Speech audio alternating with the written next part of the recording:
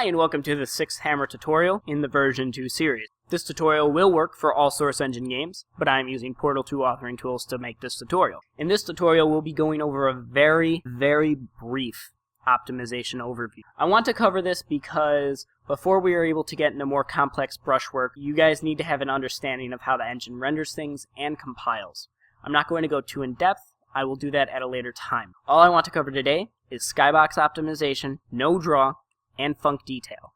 The most important one to take away from this, if you're going to not pay attention to anything else, please take away func detail, as it will save your hind. So first, to understand, we need to see how the game renders.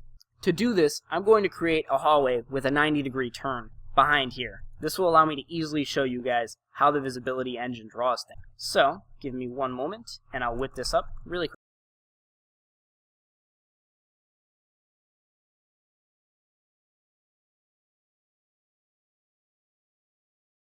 Alright, so now I have a hallway that does two 90-degree turns and this overview of the level. Now, anything that's in this hallway shouldn't be rendered when I'm out in the courtyard, and vice versa. When I'm in this hallway, anything that's in the courtyard should not be rendered because I can't see that. Just because you can't see anything doesn't mean it's not being rendered. I'll show you the few console commands that we'll use to verify this in-game. So, going to turn no draw back on. We're going to quickly place a few props over here just so I can show you guys if something is being rendered. We're going to place our computer tower over here. Whoop. And we're going to place our computer tower over here. In fact, let's just have a data center. Yeah, I like that idea. I like computers, guys. Cool. So now that we have Facebook's data centers loaded here, let's go ahead and compile our level. And I'll show you guys what this looks like in.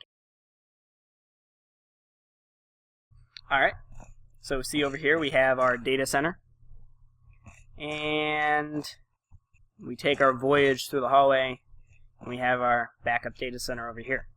Now when I'm over here, I shouldn't see those machines in the courtyard, because I'm not even there. There's no possible way for me to see it. It's not in my potentially visible set. The only things that are in my potentially visible set are these four models, the walls around me, and the walls that extend past there, and the floors. A potential visible set is anything that is potentially visible from where you are. This information is computed and compiled during the viz step of the compile process. If you've improperly optimized your map, this step can take over 96 hours to complete. In fact, it can take an indefinite amount of time. Simple optimization practices can make sure that that step will take under 10 minutes, which is a good amount of time, to complete. So, let's verify that we can't see those other models. We're going to do this with a few cheat console commands. So press the tilde key to open your console, and type in sv_cheats1. This will enable cheats for the game. Note, you have to be on your own server to do this. I wouldn't expect you to be testing a map on a public server, but just note that. Now, type mat for material _ wireframe 3, and then hit OK. And you'll notice that everything's turned to wireframe. And there are red boxes. Let me change this to a different level of wireframe so you can see the lines better. There we go. So now that we have all these lines drawn, you can tell that the only things that are actually rendered are these servers and the walls that extend past there. Now as I come over here, we'll see that that other wall just popped into existence, because now it's in my potentially visible set. And as I round each corner, we'll notice that more things are being drawn.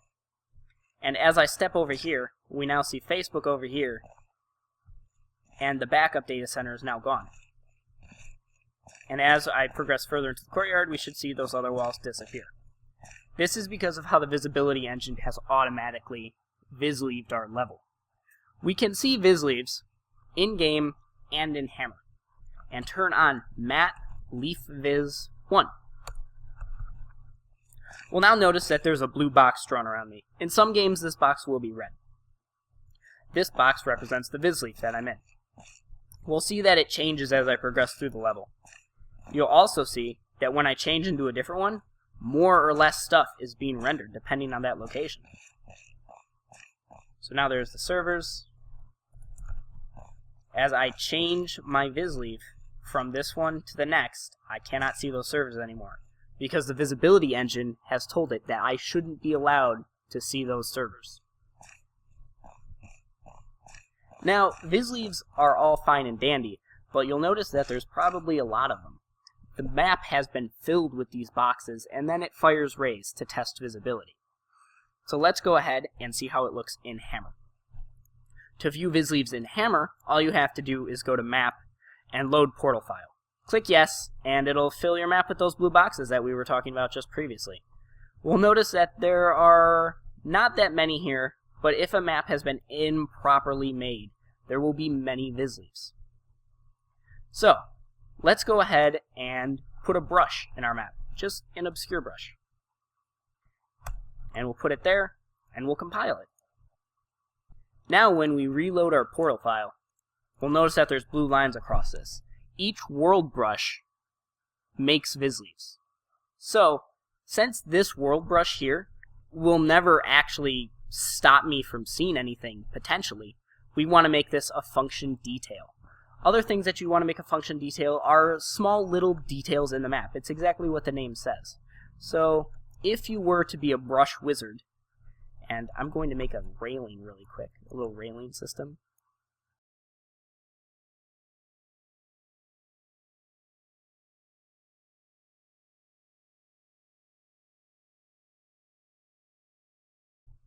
Now I'm just going to copy this a bunch of times to add for the railing bits. You can copy things in the same method as shift drag, as if you hold down shift and hit the arrow keys, because the arrow keys nudge in the 3D view if you've turned that option on. So now we have this railing. I'm going to hit F9 and we're going to compile it again.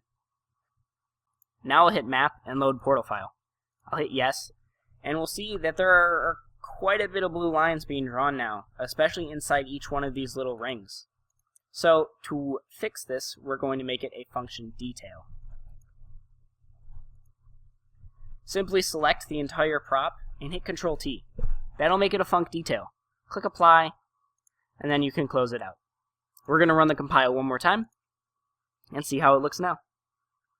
Map, load portal file, and it's like it doesn't even exist to the visibility engine, which is what we want. This can never actually block my view, so it shouldn't take the compile time or the map resources to do it. Let's take a look at the compile log to see how much we've impacted the level by this. The compile log is stored in the same location as your VMF.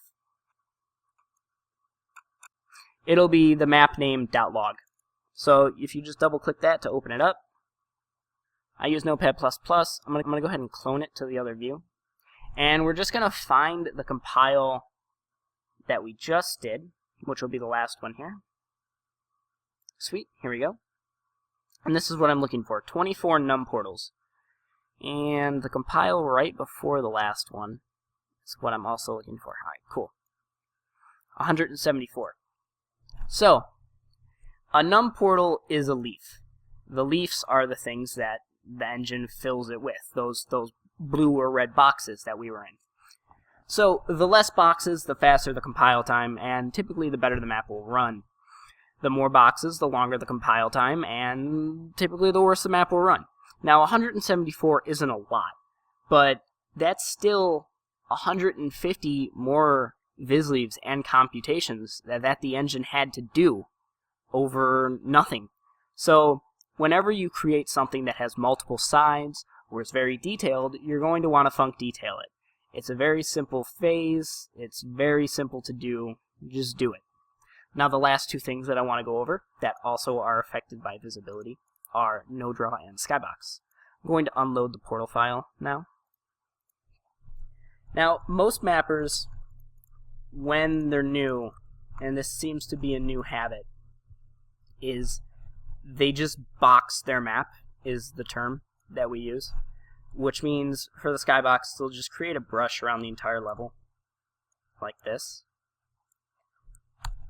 And then they'll go to Tools and Make Hollow, and hollow the box out. I never recommend that you use the Make Hollow box, or tool. I recommend that you just do it manually. Now, although this works, and I've even been guilty of it too, I use it for testing only. But when you compile a map like this, we'll let it compile very quickly. And remember, this map, when made properly, has 24 Visleaves. Improperly now, with this boxed skybox, there's 207. And the bigger your level, the worse that problem's going to get. So when you build your level, you want to be conscious with how you're doing this. That's why in the tutorial where we built this level, I had you guys make the skybox this way. Now, if you're wondering how it was actually made, you pretty much just have to think of your skybox as another room. It's putting a cap on the level. So all we'll do is we pretty much just extend these walls up vertically. But we're changing their texture to skybox. And that's it. And then we put the roof on with the skybox texture. So it's almost like if this were just another room. If you just change the textures, it turns into a different room. But we wanted it to be sky, so it's going to stay sky. And lastly, the reason we map in no draw is because sometimes there's props that are in aesthetic places only. Say, for instance, if this skybox was higher,